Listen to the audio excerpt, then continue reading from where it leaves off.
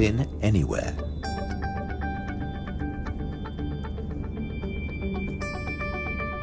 While bearded fireworms clear up the corpses in the Anchor graveyard.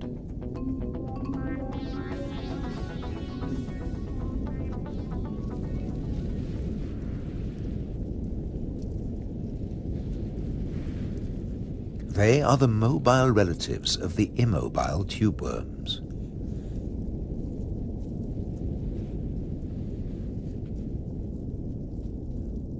The octopus has found another spot to test its camouflage skills.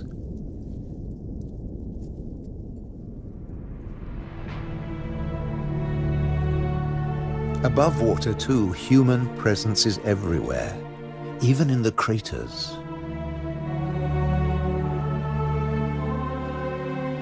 Any straight line means a wall, one that protects the grazing horses and cattle. By keeping the grass short, these domestic animals help the seasonal visitors that have been coming here for thousands of years. The ruddy turnstone digs to find fresh food. Black-bellied plover fly in from Russia on their way to their winter quarters in South America and South Africa.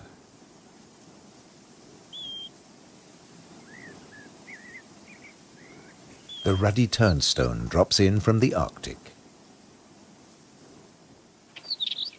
The northern wheatear arrived from Canada via Greenland.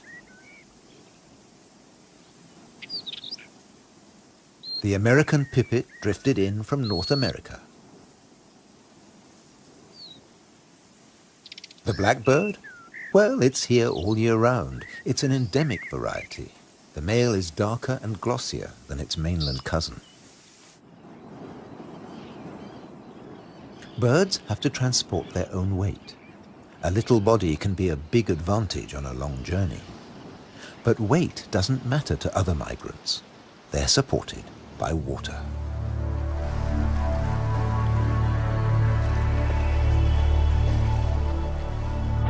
Humpback whales migrate between the Arctic and the tropics. They make a hunchback when they dive, hence the name.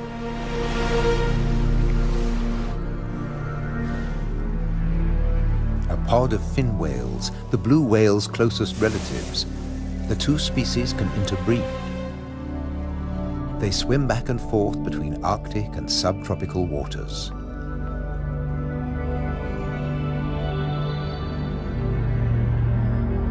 Fin whales and blue whales have their blowhole in the center of their skulls. Sperm whales have theirs on the left.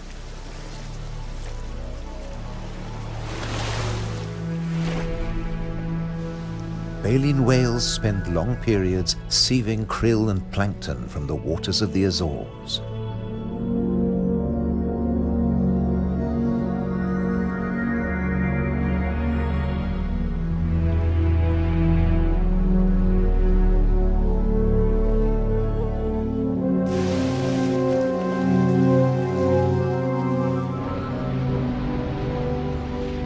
They leave their excreta behind them. It feeds vegetable phytoplankton.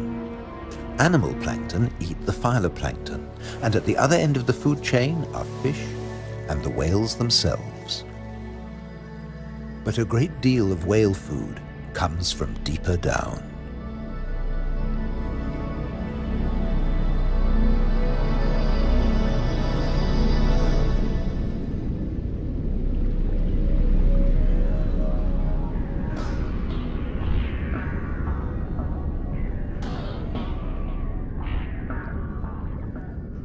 Meanwhile, not all the creatures of the eternal darkness are permanently banished to the depths. Every night, countless organisms leave the realm of the bizarre anglerfish and rise into shallower waters. Colossal amounts of krill join them on the upward journey.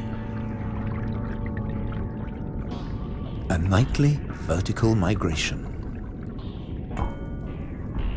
Salps and bioluminescent comb jellies illuminate the greatest movement of biomass on Earth.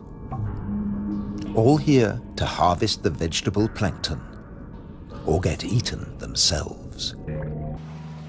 This innocent-looking blob is anything but.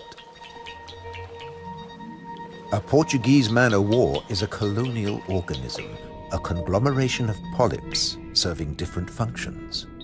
One polyp is the sail. Innumerable other polyps repel invaders or catch booty with tentacles that stretch up to 30 meters. On the right, a salp has become ensnared. Venom from stinging cells kills the prey. The tentacles drag it to the mouth.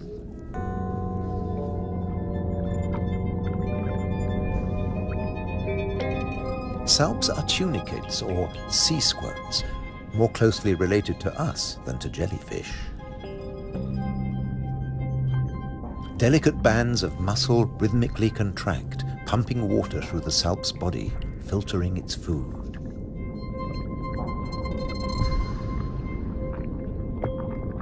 Salps build into chains and can direct themselves through the water.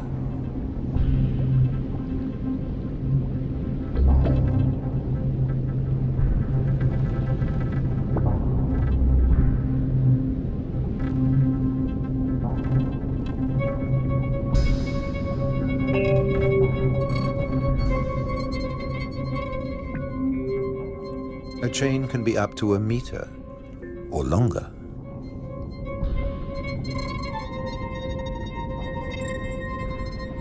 Unlike salps, many jellyfish have venomous tentacles. But they too have predators. They're one of the favorite foods of loggerhead sea turtles. On their 5-year journey from the Florida beach where they were born, they swallow innumerable jellyfish immune to the venom. But there's another hitch. Comb jellies have no sting cells, but in the water they look a lot like drifting plastic.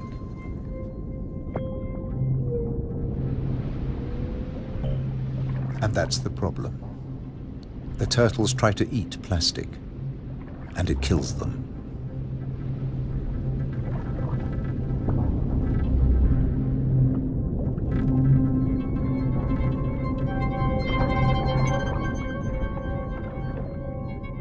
This is a great jellyfish hunter.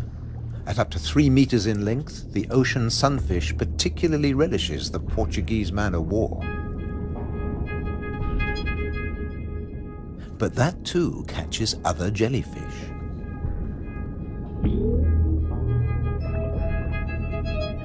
The sunfish can dive. This heaviest of all bony fish tears its prey apart in the depths.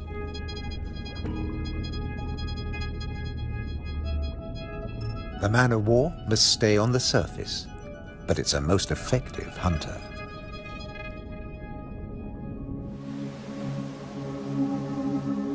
The Cory's shearwater also has a successful strategy, at least in its familiar world.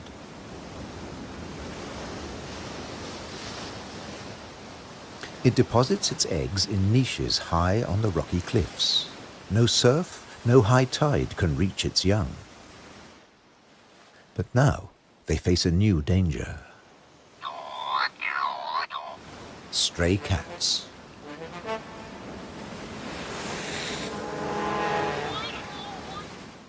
The female shearwater laid a single egg in May. Pity there's only one. Looks like a bad strategy now. They can't adapt to an unwanted gift brought by humans.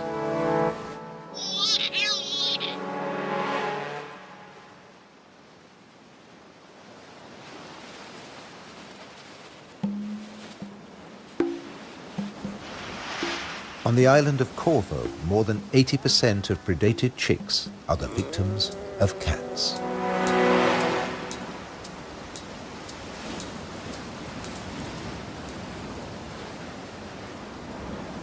There's nothing the adult birds can do. They spend the whole day out over the sea.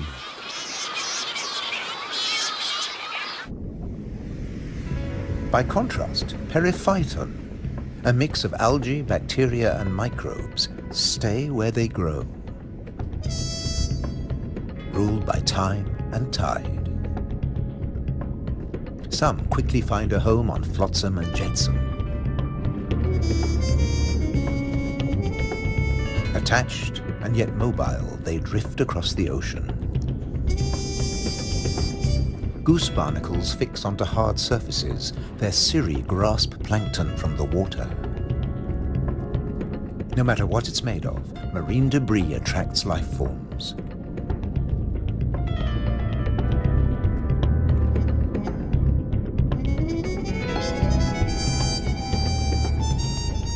One of the ocean's fastest swimmers likes to stay close to flotsam, the mahi-mahi.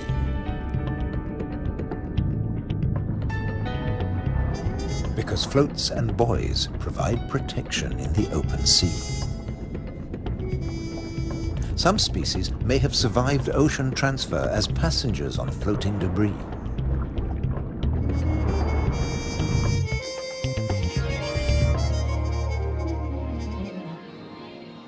When shearwater breed, dusk brings a deafening chorus. Parent birds calling to their young as they return from the sea.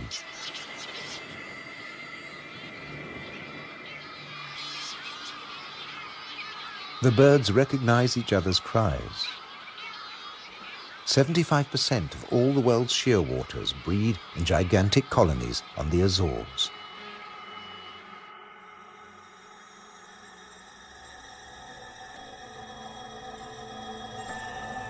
The name Madeira lizard says it all. This creature originated on a distant island. The Madeira wall lizard is very common on the Azores. It's one of the few reptiles found on these islands, and it's very fond of nectar. Invertebrates and vegetable matter complete its diet.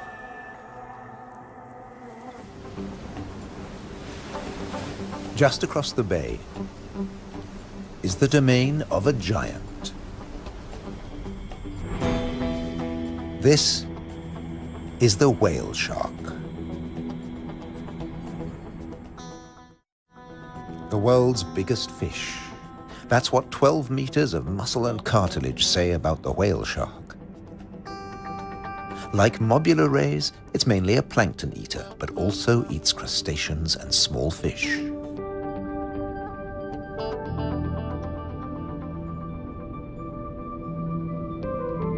The rays' rolled fins on their foreheads direct the plankton into their mouths.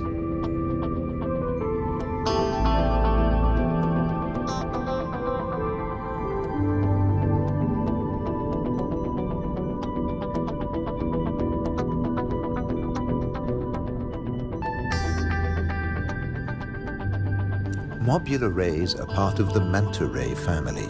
They cruise in small groups, shadowed by fish using them as cover and picking up their leftovers. Flying in slow motion, the rays dance through the ocean, round the volcanoes.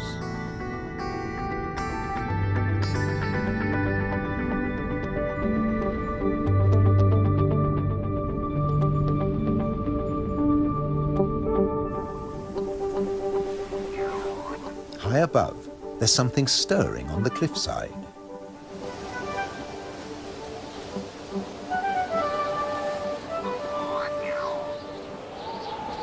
A Cory's shearwater leaves the nest niche for the first time. He doesn't know a thing about flying, but his parents have stopped feeding him. He has to learn to fly as fast as possible, or he'll never have a meal again.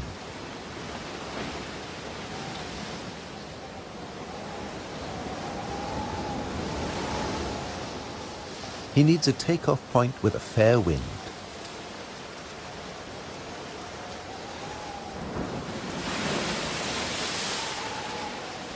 Even on the rocks, he looks unsteady.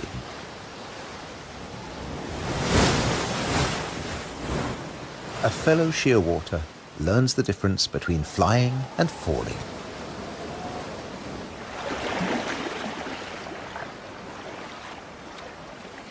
If you're already on the surface of the sea, there's nowhere further to fall. but getting aloft is even more difficult.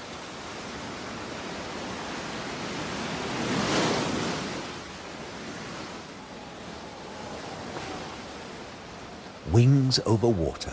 That's the right idea.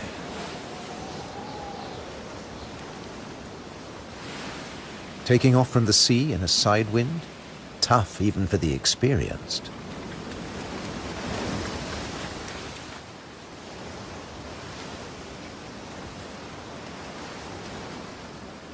It's now or never. Pluck up your courage. Embrace the wind and off to South America.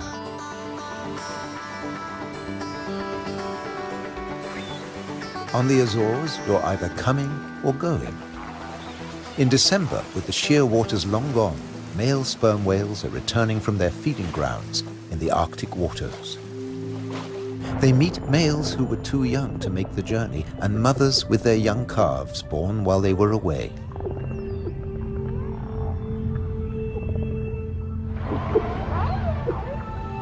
While the mother dives for food, her calf stays on the surface.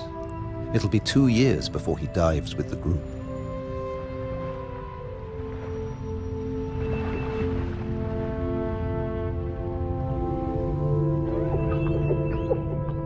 The whales will seek giant squid at a depth of 1,000 meters.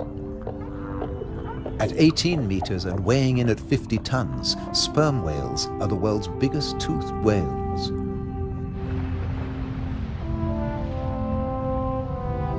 The calf will remain alone for up to an hour, defenseless against a possible attack by killer whales.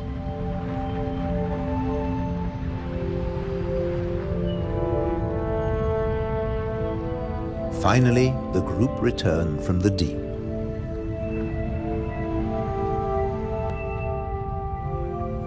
The calf is once more under the protection of its mother.